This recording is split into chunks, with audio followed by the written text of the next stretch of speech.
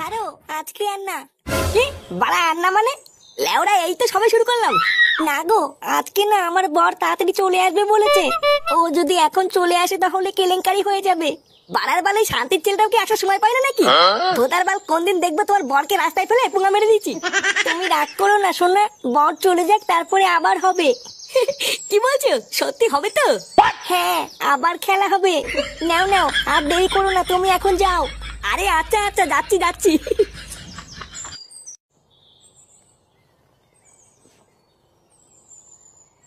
বলছি শোনা, আবার কালকে আসবো? হ্যাঁ, না না, কালকে এসো না, কালকে তো আমার বরের ছুটি। নে বড়া, কালকে আবার ছুটি? হ্যাঁ গো, তুমি একেবারে পরশুদিন আসবে, পরশুদিন বাড়ি পুরো ফাঁকা থাকবে। আচ্ছা ঠিক আছে। কি কি হলো ব্যাপারটা? কিছুই তো বুঝলাম না। লেওরা ফুটোই বৌদির বাড়িতে কি করছিল? আমি ভোদা শিওর বাড়া নিঘাত কোনো ঘাপলা আছে। দাঁড়া, ফুটো ক্লাবে আসলে ব্যাপারটা জানতে হচ্ছে তো।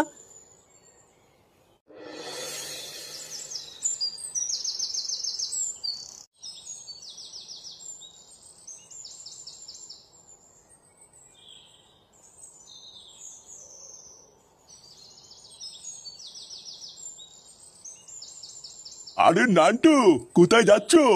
এই বাজার করে বাড়ি যাচ্ছি। সেই সকাল থেকে একটা কথা বলবো বলে তোমাকেই খুঁজছিলাম। আর দেখো কি আশ্চর্য, রাস্তাতেই দেখা হয়ে গেল। ও তাই? তা কি এমন কথা? তা বলছি তোমার নাতির দিকে একটু লক্ষ্য রেখো, বুঝলা? তোমার ছেলে ফুটোর মতন কিন্তু ও অধঃপতনে যাচ্ছে। অধঃপতনে যাচ্ছে মানেটা ঠিক বুঝলাম না, একটু খুলে বলুন। তাহলে শোনো, আজ সকালবেলায় আমি মাঠ থেকে বাড়ি ফিরছিলাম, তারপরে দেখলাম।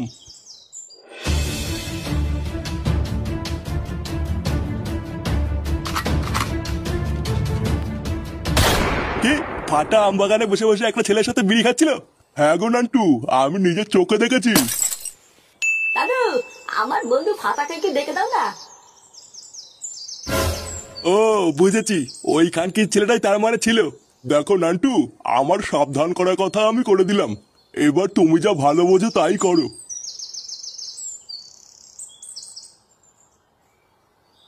তার মানে জল এত দূর আগিয়ে গেছে? দাঁড়া, এর একটা ব্যবস্থা করতে হবে।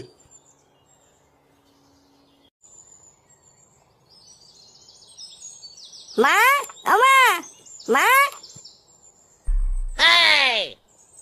এটি বাবা, ডাকতো কেন? তোর ঠাকুমা কোথায় রে? ঠাকুমা? আমি তো জানি না। বাড়ার বাল কিছুই জানিস না, বাড়ি থেকে বাল ছিটতে আছিস নাকি? তুমি কি বলো বাল নাকি যে তোমাকে সব খবর